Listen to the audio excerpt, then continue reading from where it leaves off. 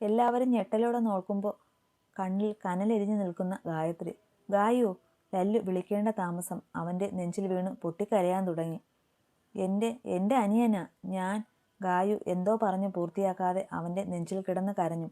അപ്പോഴും ദേവയ്ക്ക് ജീവനുണ്ടായിരുന്നു. അതുകൊണ്ട് തന്നെ ലല്ലു വേഗം രുദ്രനെയും ദേവയെയും ഹോസ്പിറ്റലിൽ എത്തിക്കാൻ ശ്രമിച്ചു. പക്ഷേ പെട്ടെന്ന് ഗായത്രി ലല്ലുവിനെ തടഞ്ഞു. വേണ്ട ഏട്ടാ, ഇവനെ നമ്മൾ രക്ഷിക്കാൻ പാടില്ല. ദൈവം പോലും നമ്മളോട് ക്ഷമിക്കില്ല. ഗായത്രി അവൻ്റെ കയ്യിൽ പിടിച്ചു പറഞ്ഞു. ലല്ലു ഒരു നിമിഷം ആലോചിച്ചു. അവൻ്റെ മനസ്സിൽ ഇവൻ കാരണം പോയ ആ പെൺകുട്ടി, അതിൻ്റെ സഹോദരൻ, തൻ്റെ അനിയത്തി കുഞ്ഞ്, എല്ലാം ഇവൻ ഒരാൾ കാരണമെന്ന് ഓർത്തപ്പോൾ അവനെ രക്ഷിക്കാൻ തോന്നിയില്ല. ലല്ലു അവനെ പിടിച്ചു അവിടെ ഉണ്ടായിരുന്ന ചെയറിൽ കെട്ടിവെച്ചു. നിന്നെ തേടി ഞാൻ വരും. അല്ല, ഞങ്ങൾ വരും. അന്ന് നിന്റെ വിധി കുറിക്കപ്പെടും. പാതി ബോധത്തിലിരിക്കുന്നവൻ്റെ കവിളിൽ തട്ടി പറഞ്ഞു. രുദ്രനെ എടുത്ത് പുറത്തേക്കിറങ്ങി. കാറിലിരിക്കുമ്പോൾ ആദി വല്ലാതെ കരയുന്നുണ്ടായിരുന്നു. ലല്ലു അവനെ കൊണ്ട് ആകുന്നത്ര വേഗത്തിൽ ഡ്രൈവ് ചെയ്തു. പെട്ടെന്ന് തന്നെ ഹോസ്പിറ്റലിലെത്തി. ബുള്ളറ്റ് ഉള്ളിലുള്ളതുകൊണ്ട് ഒരു സർജറി ഉണ്ട്. അതിനുവേണ്ടി രുദ്രനെ ഓപ്പറേഷൻ തിയേറ്ററിലേക്ക് കയറ്റി. ആദി ആകെ മരവിച്ച അവസ്ഥയിലായിരുന്നു. അവളുടെ അവസ്ഥ മനസ്സിലായതുപോലെ കല്ലുവും ഗായത്രിയും അവളെ ചേർത്ത് പിടിച്ചു. ആദി! ലല്ലു അവളുടെ മുന്നിൽ വന്നു നിന്നു. ആദി നിറഞ്ഞ കണ്ണോടെ അവനെ നോക്കി. പിന്നെ പെട്ടെന്ന് പരിസരം മറഞ്ഞ് അവൻ്റെ കാലിലേക്ക് വീണു പൊട്ടിക്കരഞ്ഞു. എന്നോട് ക്ഷമിക്കേട്ടാ. ഞാൻ അറിഞ്ഞില്ല ആ ദുഷ്ടനായിരുന്നു എല്ലാത്തിനും പിന്നിലെന്ന്. ഞങ്ങൾ കാരണം നിങ്ങളുടെ കുഞ്ഞ്. ലല്ലുവിന് അവളോടൊരു വല്ലാത്ത വാത്സല്യം തോന്നിപ്പോയി. അവൻ അവളെ ബലമായി പിടിച്ചെണീപ്പിച്ച് നെഞ്ചോട് ചേർത്ത് പിടിച്ചു. ആ ചേർത്ത് പിടിക്കലിൽ ഒരേട്ടൻ്റെ എല്ലാ സ്നേഹവും നിറഞ്ഞു നിന്നിരുന്നു. മോളെ! ലല്ലു അവളെ തട്ടി വിളിച്ചു. ആദി മുഖമുയർത്തി അവനെ നോക്കി. മോളുടെ സ്ഥാനത്ത് ഞാനായാലും ചെയ്യുന്നതേ മോള് ചെയ്തുള്ളൂ. പിന്നെ കുഞ്ഞ്, അതൊരിക്കലും നീയോ രുദ്രനോ അല്ല. കാരണം ഞാനായിരുന്നു. സൂരജ്, അവന് എന്നോടുള്ള പക എൻ്റെ കുഞ്ഞിനെ അവൻ തീർത്തു. എന്നാൽ അവനെ തീർത്ത് ആ കടം രുദ്രൻ തീർത്തല്ലോ. നഷ്ടങ്ങൾ ഉണ്ടായിരുന്നു എനിക്കും നിങ്ങൾക്കും. ഒരിക്കലും അത് പകരത്തിന് പകരമാകില്ല. മോൾ അതൊന്നും ഓർത്ത് ഇനി വിഷമിക്കേണ്ട. എല്ലാം കലങ്ങി തെളിഞ്ഞു. ഇനി രുദ്രൻ ആരോഗ്യത്തോടെ തിരിച്ചു വരുന്നതിനായി കാത്തിരിക്കാം. ലല്ലു അവളെ ചേർത്ത് പിടിച്ചു കണ്ണ് തുടച്ചു കൊടുത്തുകൊണ്ട് പറഞ്ഞു. സമയം ഇഴഞ്ഞു നീങ്ങി. ഇതിനോടകം വീട്ടിൽ വിളിച്ചു മറ്റൊരു കഥയുണ്ടാക്കി പറഞ്ഞു. ലല്ലു അവനെ അപകടപ്പെടുത്താൻ ശ്രമിച്ചപ്പോൾ അതിൽപ്പെട്ടത് രുദ്രനാണെന്ന്. പെട്ടെന്നാണ് കല്ലുവിന് രുക്കുവിൻ്റെ കാര്യം ഓർമ്മ വന്നത്. ആദി, രുക്കു അവളെവിടെ? കല്ലു ആദിയെ നോക്കി ചോദിച്ചു. അപ്പോഴാണ് ലല്ലുവും ആദിയും അവളുടെ കാര്യം ഓർത്തത്. അവളുടെ മുഖത്ത് പെട്ടെന്ന് ഞെട്ടലും പേടിയും നിറഞ്ഞു. അവളിപ്പോൾ ജീവനോടെ ഇല്ല കല്ലു. എനിക്കൊരു അബദ്ധം പറ്റി, ആദി പേടിയോടെ പറഞ്ഞു. ഞാൻ ദേവയെ കാണാൻ പുറത്തേക്ക് വരും മുന്നേ അവളുടെ കയ്യിൽ ഒരു മെഡിസിൻ ഇൻജെക്റ്റ് ചെയ്തു. അതറിയാതെയാണ് രുദ്രേട്ടൻ അവൾ ജീവനോടെ ഉണ്ടെന്ന് പറഞ്ഞത്, ആദി പറഞ്ഞു. കല്ലു ലല്ലുവിനെ നോക്കി. അവൻ്റെ മുഖത്ത് പ്രത്യേകിച്ച് ഭാവങ്ങളൊന്നുമില്ല. അവൻ പ്രതീക്ഷിച്ചിരുന്നു ഈ മരണം. കല്ലു, ആദിയെയും ഗായുവിനെയും കൂട്ടി നമ്മുടെ വീട്ടിലേക്ക് പൊയ്ക്കോ.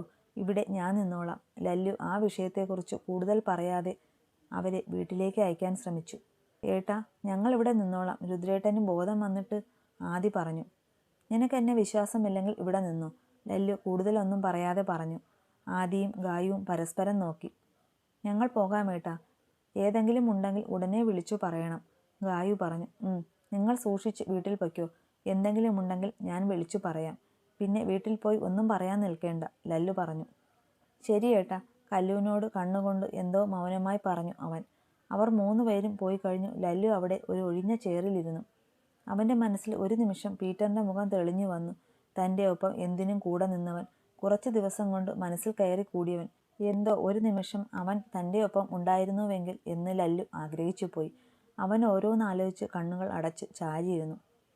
വീട്ടിലെത്തുമ്പോൾ ഒന്നും സംഭവിക്കാത്ത പോലെ 3 കയറിപ്പോയി.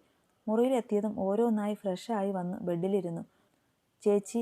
പെട്ടെന്ന് ആദിയുടെ വിളി കേട്ട് ഗായു ഞെട്ടിപ്പോയി. എന്താ ആദി? ഗായു ചോദിച്ചു. അല്ല ചേച്ചി, എങ്ങനെ അവിടെ എത്തി? ആദി ചോദിച്ചു. അത് ചോദിക്കാനാണോ ഇങ്ങനെ അലറിയത്? മനുഷ്യനെ പേടിപ്പിക്കാനായിട്ടോ? ഗായു അവളെ നോക്കി പേടിപ്പിച്ചു. പിന്നെ ബെഡിൻ്റെ സൈഡിൽ ചാരിയിരുന്നു. കല്ലുവും അവൾ എങ്ങനെ അവിടെ എത്തിയെന്നു അറിയാനുള്ള ആകാംക്ഷയിൽ അവളെ നോക്കി. ഞാൻ അവിടെ എത്തിയത് ദേവനെ ഫോളോ ചെയ്ത് തന്നെയായിരുന്നു. 2 പേരും അങ്ങോട്ട് വരും മുന്നേ വീട്ടിൽ വന്ന് എന്നോട് എങ്ങോട്ടും പോകരുത് എന്നൊക്കെ പറഞ്ഞാണ് പോയത്. പക്ഷേ അവരുടെ മുഖത്തെ ടെൻഷൻ കണ്ടപ്പോൾ എന്തോ പന്തികേട് തോന്നി. ഞാൻ നിന്റെ ഫോണിൽ വിളിച്ചു, കല്ലുവിനെ ചൂണ്ടി പറഞ്ഞു. പക്ഷേ ഫോൺ എടുത്തത് ആൻറ്റിയായിരുന്നു. പിന്നെ ഒന്നും നോക്കിയില്ല. എൻ്റെ ഡ്രൈവിംഗ് നിങ്ങൾക്കറിയാമല്ലോ. പറന്നുപോയി എന്ന് തന്നെ പറയാം അവരുടെ പിന്നാലെ. അങ്ങനെയാണ് അവിടെ എത്തുന്നത്. ഞാൻ അകത്ത് നടന്ന സംഭാഷണമെല്ലാം കേട്ട് കഴിഞ്ഞ് എനിക്ക് അവനെ കൊല്ലേണ്ട ദേഷ്യമുണ്ടായിരുന്നു. അതാ പെട്ടെന്ന് അങ്ങനെ ചെയ്തത്. ദേവയ്ക്ക് എങ്ങനെ ആ സ്വഭാവം കിട്ടിയെന്ന് അറിയില്ല.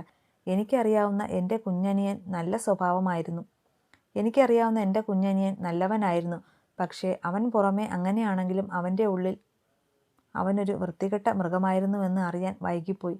ഗായു പറഞ്ഞു. മൂന്നും പരസ്പരം നോക്കി. നമുക്ക് ആരുടെയും ഉള്ളു തുരന്ന് അതിനുള്ളിൽ എന്താണെന്നറിയാനാകില്ലല്ലോ. എല്ലാത്തിനും ഓരോ സമയമുണ്ട്, കല്ലു പറഞ്ഞു. എന്തായാലും രണ്ടുപേരും കിടന്നോ?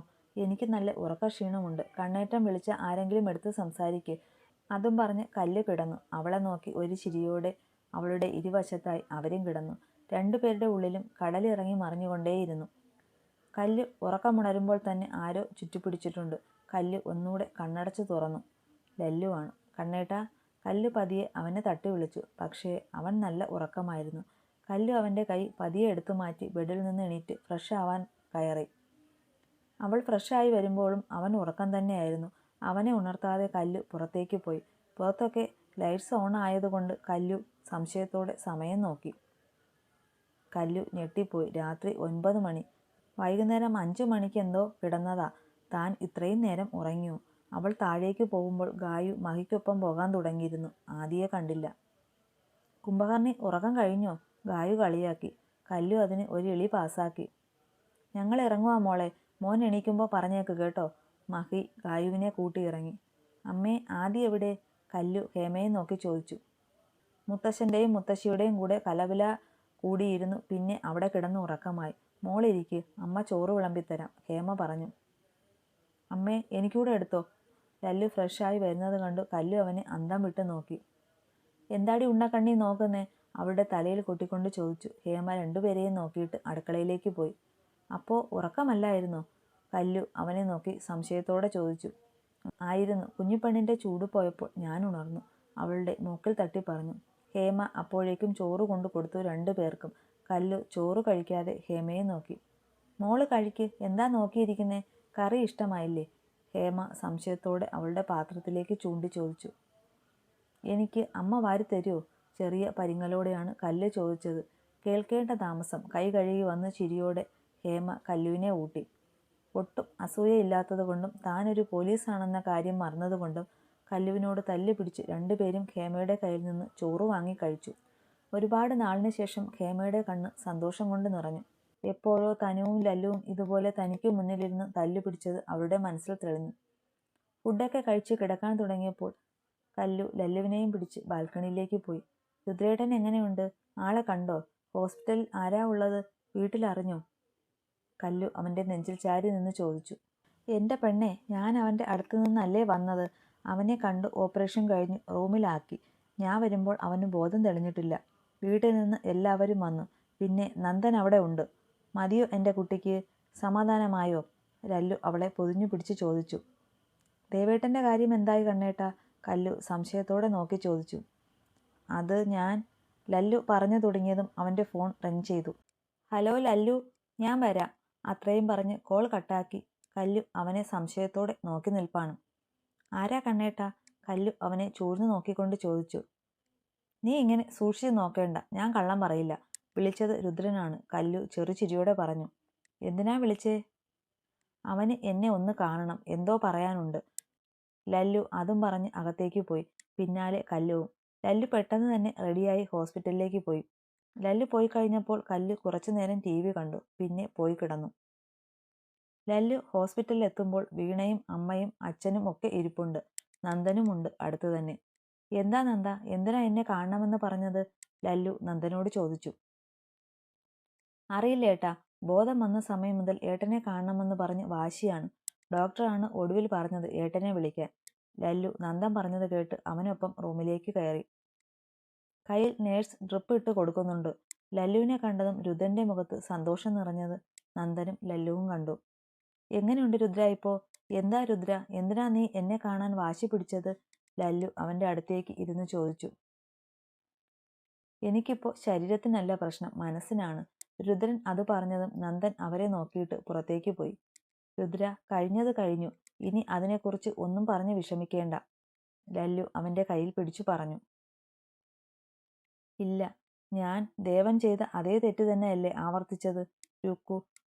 അവൾ അവനോടുള്ള സ്വാർത്ഥമായ പ്രണയത്തിന്റെ പേരിൽ ഞാൻ വിരിച്ച വലയിൽ വന്നു വീണു.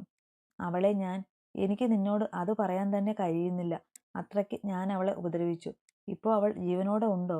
എനിക്ക് അവളെ കണ്ട് ആ കാല് പിടിച്ചു മാപ്പ് പറയണം. രുദ്രൻ ലല്ലുവിന്റെ കയ്യിൽ പിടിച്ചു കരഞ്ഞു പറഞ്ഞു. ലല്ലു വെറുതെ ഒന്ന് പുഞ്ചിരിച്ചു. ഇല്ല രുദ്ര, അവളിപ്പോൾ ജീവനോടെ ഇല്ല ഈ ഭൂമിയിൽ. പക്ഷെ അവളുടെ ആത്മാവും ഞാനുമല്ല. ഞങ്ങളെല്ലാം നിന്നോട് ക്ഷമിക്കും. കാരണം നീ ചെയ്ത തെറ്റ് ഓർത്ത് നിനക്ക് പശ്ചാത്താപമുണ്ട്. അതോർത്ത് നീ വേദനിക്കുന്നുണ്ട്. പക്ഷേ ദേവ അങ്ങനെയായിരുന്നില്ല. ഞാൻ എൻ്റെ കൂടപ്പിറപ്പിനെ പോലും തള്ളിക്കളഞ്ഞ് അവനെ ഒപ്പം നിർത്തിയതാണ്. അവനാണ് ശരിക്കും എൻ്റെ കഥയിലെ വില്ലനെന്ന് അറിയാൻ ഞാൻ ഒരുപാട് വൈകിപ്പോയി. അവനെ കുത്തേൽക്കുന്ന നിമിഷം പോലും ഒരല്പം പോലും പശ്ചാത്താപമില്ലായിരുന്നു അവനിൽ. അതുകൊണ്ട് കഴിഞ്ഞതൊക്കെ നീ മറക്കണം. മറന്നേ പറ്റൂ. എല്ലാവരും എല്ലാം മറക്കാൻ ശ്രമിക്കുക. പിന്നെ ദേവയെ നീ ഇനി കാണില്ല. അവനോടുള്ള പകയും ബാക്കി പ്രതികാരവും ഞാൻ തീർത്തോളാം. ലല്ലു അത്രയും പറഞ്ഞ് പുറത്തേക്ക് പോയി. അത്രയും കേട്ടപ്പോൾ രുദ്രന് ഒരാശ്വാസം തോന്നി. ഹോസ്പിറ്റലിൽ നിന്ന് ലല്ലു വീട്ടിലേക്ക് പോകുമ്പോഴാണ് അവനെ തേടി ഒരു പുതിയ അതിഥിയുടെ വിളി എത്തുന്നത്. ലല്ലു ആളെ നേരത്തെ മുൻകൂട്ടി കണ്ടതുകൊണ്ട് അധികം ഞെട്ടലൊന്നുമില്ലാതെ അവൻ വിളിച്ച സ്ഥലത്തേക്ക് മുന്നും പിന്നും ഓർക്കാതെ പോയി. അവൻ പറഞ്ഞ ഗോഡൌണിൽ ലല്ലു എത്തുമ്പോൾ സമയം രാത്രി 12:30. ജിത, ജിത, അകത്തേക്ക് കയറി ഉറക്കെ വിളിച്ചു. പെട്ടെന്ന് പുറകിൽ നിന്ന് നിഴൽ കണ്ട ലല്ലു സൈഡിലേക്ക് നീക്കി. എന്താ ജിത, ജയിലൊക്കെ ചാടി എന്നെ കാണാൻ വന്നതാണോ? അവൻ്റെ കയ്യിൽ പിടിച്ചു വലിച്ചു മുന്നിലേക്കിട്ട് ലല്ലു ചോദിച്ചു.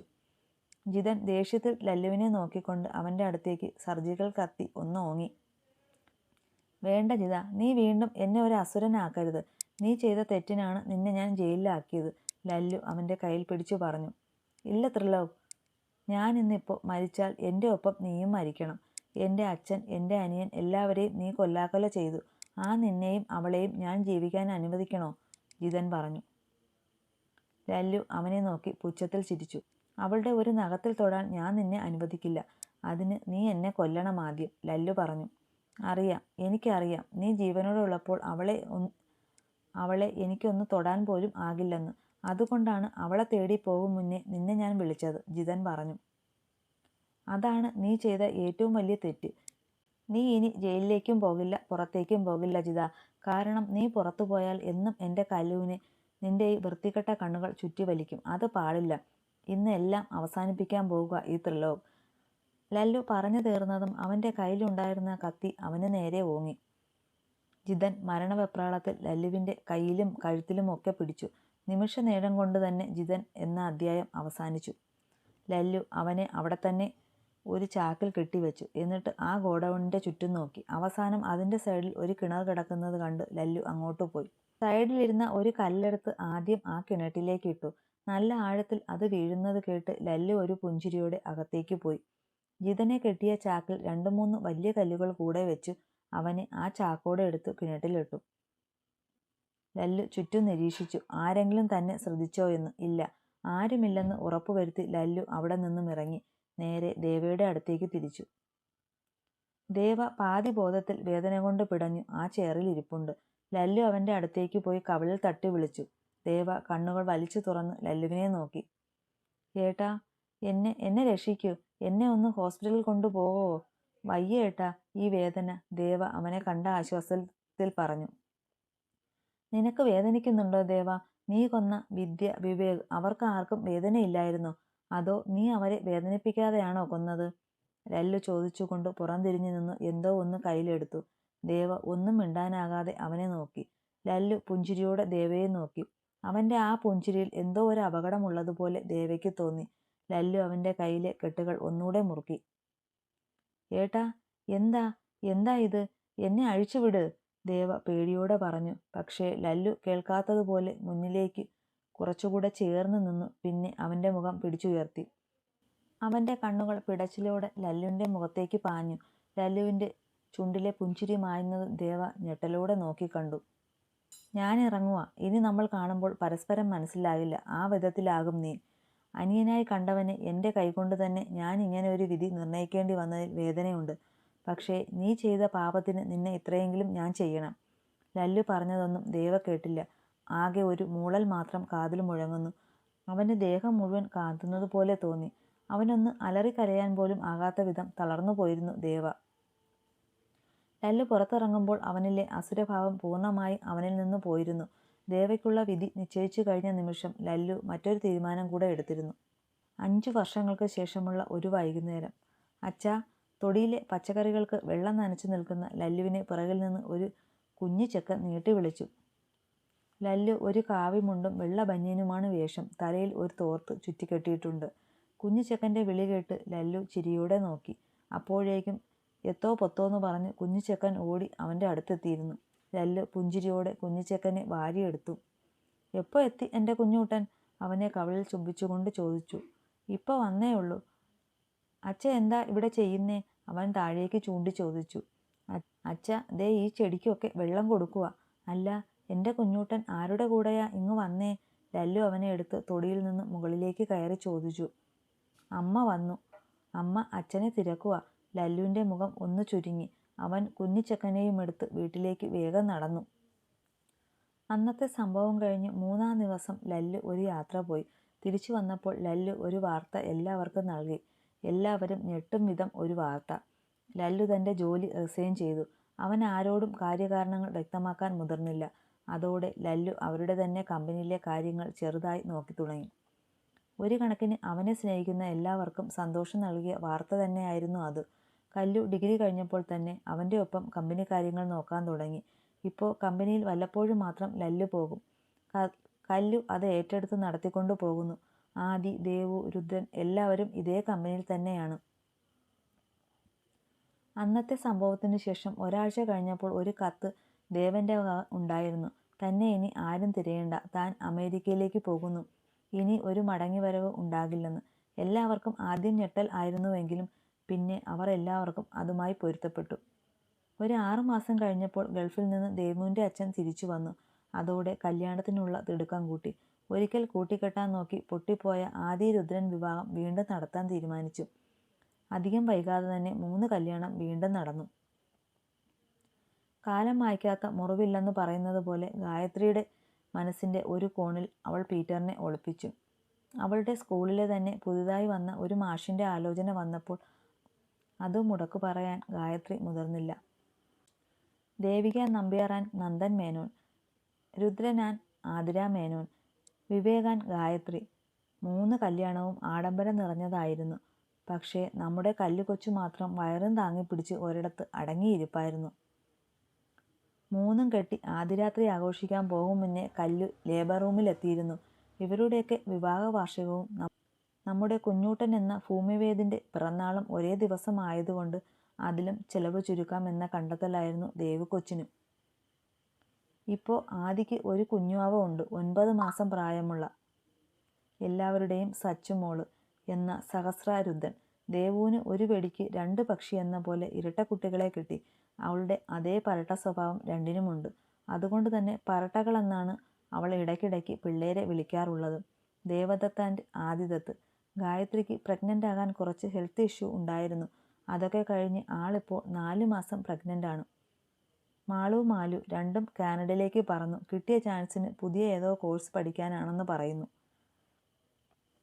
നമ്മുടെ പിള്ളേരെല്ലാം കൂടെ ഇപ്പോൾ അവർക്ക് വേണ്ടി ഓരോ വീട് വെച്ച് ദൂരെ ദൂരെ മാറിയാണ് താമസം. ആഴ്ചയിൽ ഒരു ദിവസം വീട്ടുകാർക്കൊപ്പം എല്ലാവരും ഒത്തുകൂടാറുണ്ട്. ആൺപടകൾ പറയുന്നത് ബന്ധങ്ങൾക്ക് ഭംഗി കൂടുന്നത് ഒരു കൈ അകലത്തിൽ നിൽക്കുമ്പോഴാണെന്നാണ്. വർഷം എത്ര കഴിഞ്ഞാലും തമ്മിലുള്ള സൗഹൃദത്തിനും പ്രണയങ്ങൾക്കും ഇപ്പോഴും ഒരു മാറ്റവുമില്ല. തമ്മിൽ കല്ലു ബെഡിൽ മുഖം പൊത്തിയിരിപ്പുണ്ട്. ലല്ലു കുഞ്ഞൂട്ടനെ താഴെ ഇറക്കി വേഗം അവളുടെ അടുത്തേക്ക് പോയി. കുഞ്ഞേ. അവളുടെ ഇരിപ്പ് കണ്ട് ലല്ലു ഒന്ന് പതറി. കല്ലു മുഖമുയർത്തി ഒന്ന് നോക്കിയിട്ട് അവനെ ചുറ്റിപ്പിടിച്ച് വയറ്റിൽ മുഖം ചേർത്ത് വെച്ചു. കല്ലുവിന് ഒരുപാട് സന്തോഷം വന്നാലും സങ്കടം വന്നാലും ഈ ഇരിപ്പ്, ഈ ചുറ്റിപ്പിടുത്തവും പതിവാണ്. എന്താടോ, എന്തു പറ്റി? അവളെ ചേർത്ത് പിടിച്ച് ചോദിച്ചു. കല്ലു ബെഡിൽ കിടന്ന ഫോൺ എടുത്ത് ഒരു വീഡിയോ ഓപ്പണാക്കി അവന് നൽകി. ഏതോ ഒരു കുപ്പത്തൊട്ടിയിൽ നിന്ന് ഭക്ഷണം വാരി കഴിക്കുന്ന കുറച്ച് ആളുകൾ. അവർക്കിടയിലിരുന്ന് കാലുകൊണ്ട് ഭക്ഷണം കഴിക്കാൻ ശ്രമിക്കുന്ന ഒരാൾ. താടിയും മുടിയും ഒക്കെ നീണ്ട് ഏതോ കീറിയ പാൻറ്റും ഷർട്ടും. ചലനമില്ലാത്ത പോലെ 2 കൈകളുമായി ഇരിക്കുന്ന ദേവ. അവൻ്റെ രൂപം കണ്ട് കല്ലുവിന് വല്ലാത്ത സങ്കടവും സഹതാപവും തോന്നി. അതിൻ്റെ പേരിലായിരുന്നു ഓഫീസിൽ നിന്നുള്ള ഈ വരവ്.